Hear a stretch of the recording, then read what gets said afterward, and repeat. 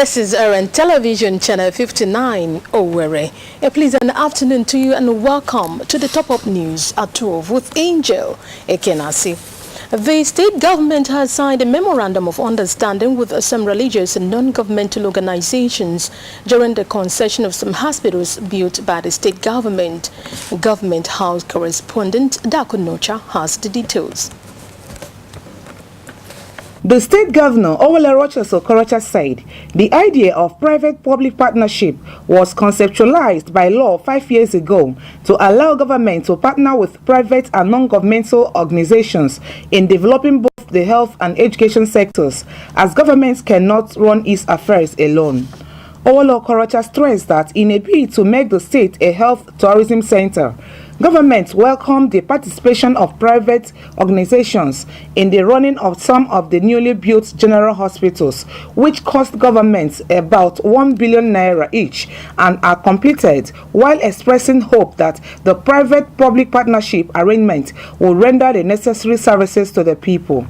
He urged the organizations to put the hospitals in good use and run them strictly under the concessioning arrangement.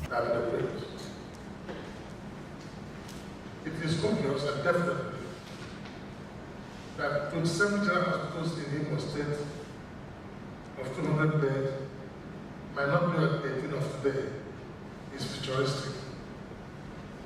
In addition to the 1,000 bed Sokoto Hospital and the 1,000 bed Mother and Child Free Hospital and the Uchenike Diagnostic Center for Renal Diseases, making a total of 30 hospitals.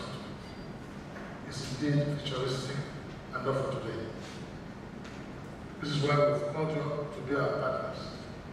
I must thank you for showing interest in partnering with us, especially organizations such as yours, which is also here in Imo State, and you are all sons of Imo State. The Commissioner for Health, Dr. Angela Owakwem, noted that governments renovated the old health centers and built new general hospitals in all the 27 local government areas, as well as new health centers where none existed. Exploring the option of concession and public-private partnership towards actualizing this vision and making sure that that vision strives well beyond this government. Because we know that the issue of funding health is very high, and the government may not be able to go. The hospitals concessioned included Owa General Hospital, taken over by the Anglican Diocese of Owerri, Ehimemba General Hospital, taken over by Okigwe South Anglican Diocese, and Isialamba General Hospital, taken over by Anglican Diocese of Isimbano. Others are Isu General Hospital, taken over by the Claretian University for the purpose of building a teaching hospital. Ohaji Ebema General Hospital, taken over by the Lord Chosen Charismatic Church for the purpose of building a teaching hospital. Olu General Hospital, taken over by Olu United Medical, and Obo General Hospital, taken over by Galilee Education and Health Nigeria. The hospitals are concessioned between 20, 25 and 99 years with a monthly monetarium of 100,000 naira to state government. The general hospitals at Ngobala, Owerri West, Owerri North and Idato South were donated to the Nigerian Navy, Army, Air Force and Police. For Orient News, Adak Nocha reporting. The governor, Owele Rochas Okorocha, has approved the appointment of new permanent secretaries in the state civil service. The release by the secretary to the Imo State government, Engineer Marco Chendo, says those appointed are Mr. Donald Ibo, permanent secretary and accountant general Imo State from Owerri, from Oguta local government area, Mrs. Edith Kenze Mbiteli local government area, Mr. John Iwuchukwu Abombise, Mr. Amuche Elias Anyanwu Himimbano. Others are Reverend Reginald Ude Owerri North local government area, Mr. Gossen Oke Oma Okigwe local government area, Dr. Benjamin Wamadu Idato South, Mr. Ogunsanya Kende from Ijabode Ogun State, and Mrs. Patricia Eneberry Oru West. Callers on the Orient FM program Matters Arising have called on parents and guardians to always listen to their children and wards with a view to helping solving their problems and avoid the temptation of committing suicide. The callers made a call while deliberating on the program topic, what can be done to reduce the current rate of committing suicide by youth. They said this was the handiwork of Satan through frustration and urged everybody to be patient and have trust in God. The callers also advised people to run away from hard drugs, which they were said had major causes of committing suicide. They further appealed to government to provide the basic needs of the people to avoid the temptation of resorting to committing suicide. In accordance with court orders, the Independent National Electoral Commission (INEC) said it has withdrawn 25 certificates of return issued some candidates that won during the 2019 elections. In Nigeria's Independent National Electoral Commission (INEC) Chairman Mahmood Yakubu, Chairman of the Information and Voter Education Committee, Mr. Festus Okoye, said that these at a forum on media coverage of the polls in Enugu yesterday. Mr. Okoye noted that 20 of the 25 certificates of return were withdrawn from the All Progressive Congress APC members and given to all the APC members, while 2 from People Democratic Party PDP members were withdrawn and given to other PDP members. He said the other 3 were withdrawn from the APC and PDP and given to other political parties.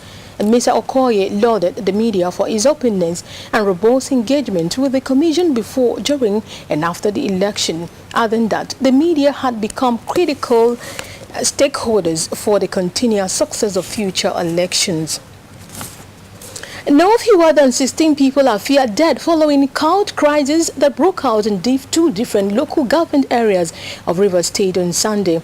It was alleged that 14 people were killed by the set quarters at Kono, Bono and Bambo communities of Kana Council, while 2 people were killed in Ishodu village and the Emoha community.